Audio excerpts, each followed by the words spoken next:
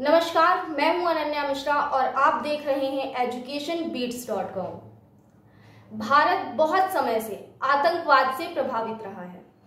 भारत के कश्मीर, पंजाब, नागालैंड, असम, बिहार आदि के जो राज्य हैं वो विशेष रूप से आतंक से प्रभावित रहे हैं।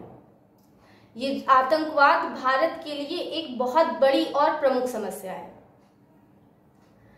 आतंकवाद से भारत की जो शासन व्यवस्था है वो बहुत जर्जर हो चुकी है। आतंकवाद को खत्म करना बहुत जरूरी है। आतंकवाद ने भारत के सामाजिक, राजनीतिक, आर्थिक और धार्मिक परिस्थितियों को भी प्रभावित किया है। जो क्षेत्र आज आतंकी गतिविधियों से लंबे समय से जुड़े हुए हैं उनमें जम्मू कश्मीर, मुंबई, मध्य भारत और 7 बहन राज्य शामिल हैं। अतीत में पंजाब में पनपी उग्रवाद में आतंकी गतिविधियां शामिल हो गईं। ये भारत देश के पंजाब राज्य और देश की राजधानी दिल्ली तक फैली हुई थी। इससे यह साफ अंदाजा लगाया जा सकता है कि देश में आतंकवाद अपने चरम पर है। यदि राजनीतिक, सामाजिक या वैचारिक उद्देश्य की प्राप्ति के लिए सरकार या समाज को डराने धमकाने उसके विरुद्ध बल या हिंसा का प्रयोग किया जाता है तो वो आतंकवाद कहलाता है। आतंकवाद का जो लोग समर्थन करते हैं या जो लोग आतंकवाद को बढ़ावा देते हैं उन्हें भी आतंकवादी कहा जाता है। 2006 में देश के 608 जिलों में से 232 जिलों में विद्रोह और आतंक की गतिविधियां पाई गई हैं। वहीं अगस्त 2008 में राष्ट्रीय सुरक्षा सलाहकार M.K. नारायणन ने कहा था कि देश में 800 से भी अधिक आतंकवादी ग्रुप एक्टिव हैं। धर्म और अधर्म की लड़ाई तो हमेशा से चली आई है और हमेशा चलती भी रहेगी, लेकिन उसके भी अपने कुछ उसूल हैं।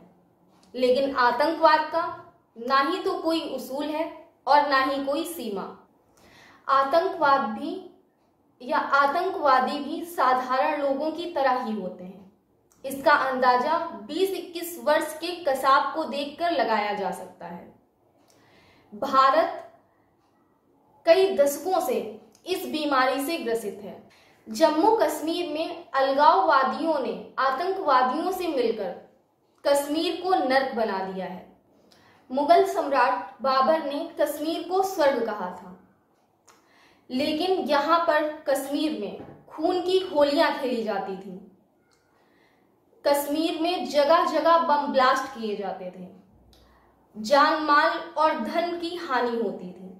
14 फरवरी 2019 में जम्मू से कश्मीर जा रहे पुलवामा के पास CRPF के जो जवान थे उन पर हमला हुआ था। इस हमले में हमारे देश के 44 जवान शहीद हो गए थे। इसकी जिम्मेदारी पाकिस्तान स्थित आतंकवाद संगठन जैसे मोहम्मद ने ली थी। पाकिस्तान ने प्रत्यक्ष युद्ध में हमेशा मुंह की खाई है, इसलिए वो भारत के खिलाफ आतंकवाद का उपयोग करता है। यहाँ पर एक कहावत बिल्कुल सच साबित होती है, घर का भेदी लंका ढाए। ठीक उसी प्रकार हमारे देश के कुछ अमीर राजनेता, धार्मिक गुरु या उद्योगपति या ऐसे ही संस्थानों से जुड़े हुए लोग आतंकवाद का समर्थन करते हैं। यह गद्दार खाते तो भारत का है, लेकिन गाना पाकिस्तान का गाते हैं। विरोधी ताकतों का समर्थन करते हैं। देश को बाहरी खतरों से ज्यादा आंतरिक लोगों से खतरा है। साथ ही देश की भोली भाली जनता को फूट डालो, शासन करो नीति पर उनको कभी धर्म के नाम पर, कभी जाति के नाम पर, तो कभी किसी अन्य मुद्दे पर उलझाया रखा जाता है। इसी के साथ ही आतंकवाद देश के सौहार्द को नुकसान पहुंचाने में कोई भी कसर नहीं छोड़ता है। देश में कई बार हमले हो चुके हैं, चाहे वो मुंबई का हमला हो या फिर पुलवामा अटैक हो। या फिर असम में हुए आतंकवादी हिंसा हो, ऐसे तमाम हमले हैं जिनसे भारत दो दो हाथ कर रहा है। इससे बचने के लिए हर नागरिक को चौकन्ना होना चाहिए। अपने आसपास हो रही संदिग्ध गतिविधियों या संदिग्ध व्यक्तियों की जानकारी अपने सुरक्षा कर्मियों को देनी चाहिए। साथ ही जिस दिन भारत के 135 करोड़ की जनता आत्मनिर्भर और जागरूक हो जाएगी, उस दिन आतंकवाद का सफाया भारत से हमेशा के लिए हो जाएगा। इसी के साथ ही मैं अनन्या मिश्रा फिर मिलूंगी आपसे किसी नए मुद्दे के साथ। तब तक के लिए बने रहिए एजुकेशन बीट्स के साथ। नमस्कार।